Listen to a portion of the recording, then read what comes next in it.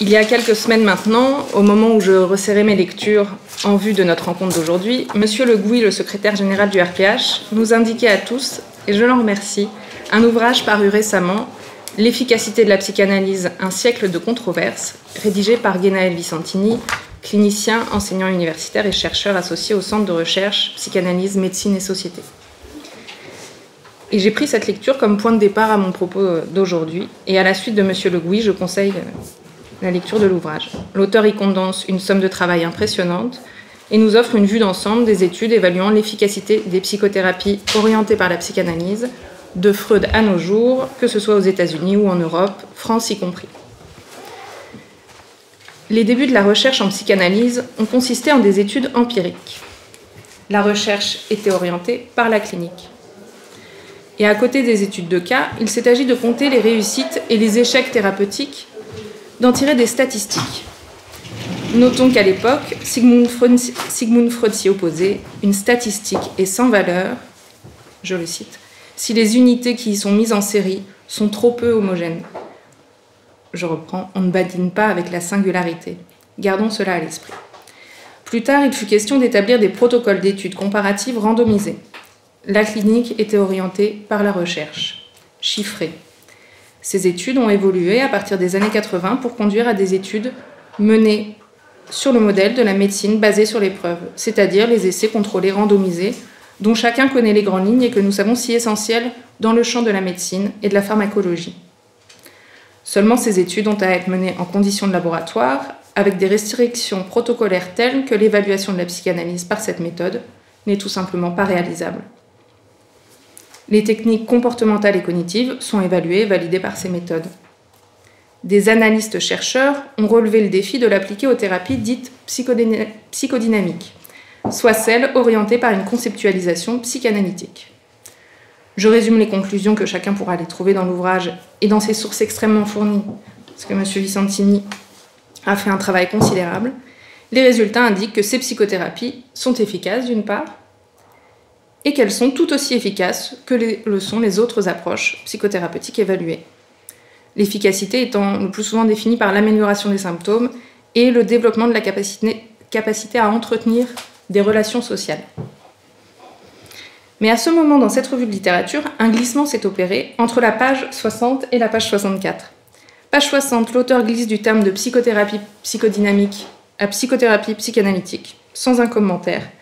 Il présente simplement ces dernières comme, je le cite, des pratiques analytiques émancipées de l'idéal péremptoire de la cure type, qui s'adaptent au type de patient ainsi qu'à leurs besoins du moment, qui combinent interprétation et intervention de soutien, l'objectif étant l'aller mieux du patient.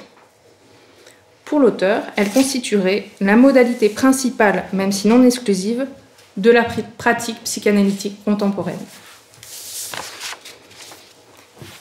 Silencieusement, la psychanalyse, celle qui se passe sur le divan, semble effacée, faute de pouvoir se faire objet d'une évaluation en laboratoire.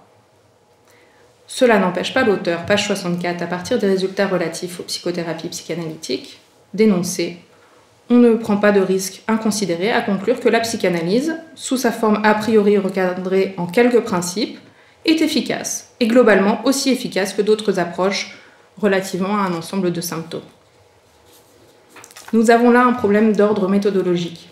Ces études ne portent pas sur la psychanalyse. Il n'est pas possible de diluer la psychanalyse, d'en extraire tel ou tel composant, de lui faire subir des réductions artificielles pour cocher les cases d'une superficielle conformité au modèle de l'evidence-based medicine. Non, la psychanalyse n'a pas fait ses preuves, selon les critères de cette méthodologie. Mais l'absence de preuve ne signifie pas la preuve de l'absence, d'efficacité en l'occurrence. La psychanalyse n'est tout simplement pas évaluable selon cette méthode. Et d'ailleurs, la psychanalyse gagnerait-elle quelque chose à prouver ainsi ses effets? Parce que ni au travers des conclusions de ces études randomisées, ni au travers des résultats des études de cas menées par et depuis Freud et qui connaissent un renouveau depuis les années 2000, la psychanalyse n'a gagné la confiance et le partenariat de la médecine, des pouvoirs publics ou de la société. Son discours produirait-il des résistances? Cela ne doit être ni une raison ni une excuse pour renoncer à la faire vivre, la psychanalyse, à la présenter, à la discuter. Et il y a certainement à revoir la manière dont nous la soumettons à critique, justement. Ce n'est pas tout de dire que ni le modèle statistique ni celui de la médecine basée sur les preuves ne conviennent à l'évaluation de la psychanalyse, encore va-t-il falloir proposer une alternative. Comment réfléchir et ajuster une évaluation de la psychanalyse cohérente avec ses concepts et avec sa théorie? Et avant cela même, comment considérons-nous notre discipline et comment cela oriente-t-il notre proposition quant à son évaluation? Si j'ai intitulé mon propos « Ce que la psychanalyse gagne à s'inscrire dans la voie de la science », il n'est pas dans mon idée de défendre une scientificité acquise de la psychanalyse. Mon intérêt pour la question m'amène d'ailleurs plutôt à l'interroger, à en discuter les contours, à soulever des idées et des questionnements. Et mon intervention d'aujourd'hui a été pensée comme une ouverture à la discussion, puisque notre journée de rencontre des disciplines promettait d'être un moment opportun pour ça, et on en a déjà eu un aperçu ce matin. Cette ouverture à la discussion et à la révision est un positionnement que nous héritons de Freud. À la lecture de son œuvre, impossible de passer à côté du souci scientifique de ce neurologue ayant ouvert par son écoute et son intérêt incessant pour la vie psychique la voie à une discipline autonome et toujours prête à être révisée.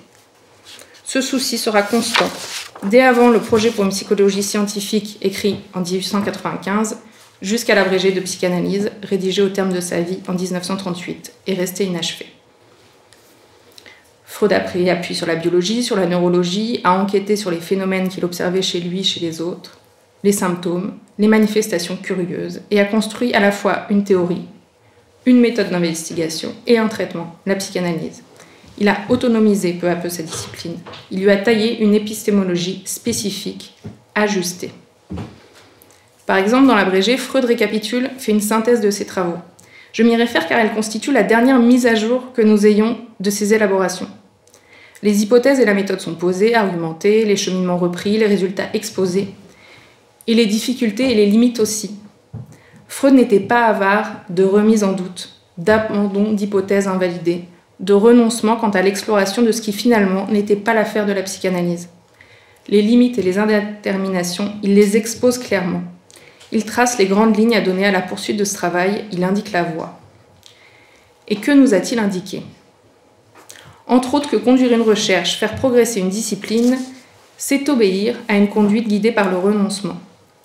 La tentation est grande de désirer d'une discipline qu'elle embrasse le réel, qu'elle le recouvre, qu'elle l'explique tout entier. Freud s'en est bien gardé.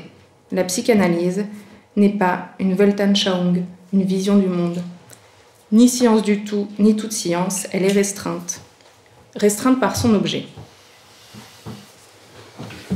Alors, quelle peut être la définition de l'objet de la psychanalyse? Jacques Lacan nous en a donné une indication dans la 3e année de son séminaire, en 1956, où il énonce « La psychanalyse devrait être la science du langage, habitée par le sujet ». Il ne dit pas science du sujet, mais science du langage habité par le sujet. Il tire la discipline vers le signifiant. Il nous alerte et nous enjoint à ne pas céder là-dessus. Gardons cela à l'esprit pour discuter tout à l'heure méthode et évaluation. Avant cela, un éclaircissement tout de même. Avec cette indication à l'esprit, comment comprendre qu'il soit tant dit dans les milieux psychanalytiques que science et psychanalyse ne sont radicalement pas du même registre, puisque la première s'exerce au prix de forclore le sujet, là où la seconde le recueille et l'écoute. La science impliquerait la forclusion du sujet. Je pensais que le propos était de Lacan, et il semblerait qu'il s'agisse d'une proposition en fait de Joël Dor. La formule est régulièrement brandie pour clore le débat. Subversive dans son essence, la psychanalyse nagerait à contre-courant des discours établis, celui de la science pour ce qui nous intéresse aujourd'hui, comme celui de la religion ou de la magie, ou les discours du maître, de l'hystérique, de l'université, pour reprendre les propositions lacaniennes. J'aimerais que nous puissions discuter cet argument de la forclusion du sujet dans la science. Le sujet, dans la définition qu'en donne Lacan, se définit d'être représenté par le signifiant. Le signifiant est ce qui représente le sujet pour un autre signifiant. Le sujet, dans son acception lacanienne, nous n'y avons pas accès. Nous n'avons d'autre choix que de nous en remettre au signifiant pour en dire quelque chose. Le signifiant guide notre travail quotidien avec les patients et les psychanalysants au travers de l'association libre, par laquelle l'être qui vient nous rencontrer va se représenter et partouche d'une manière qui lui est jusqu'ici inconsciente. Le signifiant va également être ce qui va coordonner l'évaluation que nous allons pouvoir faire de notre travail. Nous sommes obligés d'en passer par là pour opérer. Mais en quoi serait-ce véritablement antinomique d'une démarche scientifique ? Que le sujet, ou disons plutôt l'être pris dans le langage, structurellement divisé et mu par un désir inconscient qui se manifeste hors du contrôle de son moi, que cet être, celui que considère le psychanalyste, soit estimé comme variable négligeable dans nombre de disciplines scientifiques, cela apparaît relativement manifeste. Lorsqu'il va jusqu'à être ignoré, jusqu'à être forclos, là nous versons dans le scientisme. Cette position colorait un temps la marche des sciences, de Descartes à Karl Popper, dont on ne peut pas dire que les avancées soient vaines pour autant. Aujourd'hui, toutefois, il est indispensable que cet idéalisme soit dépassé. Nous n'en sommes plus là. La physique quantique, par exemple, a émergé et l'accroissement des connaissances n'est plus synonyme de l'évacuation à tout prix des paradoxes. La complémentarité dans son principe est supportable et le fantasme d'une causalité unidirectionnelle a achoppé. Nous repérons cela dans l'histoire des sciences. Pourtant, il est vrai, nous rencontrons chaque jour les conséquences de l'attachement à ces points aveugles. Lorsque l'application... C'est terminé ? Je n'ai pas vu. Alors, je peux conclure. Donc, mon propos, c'était que les psychanalystes ont à se positionner clairement du côté de la démarche scientifique. Qu'elle soit, si elle n'est pas établie, cette scientificité, qu'elle soit programmatique, que ce soit un défi.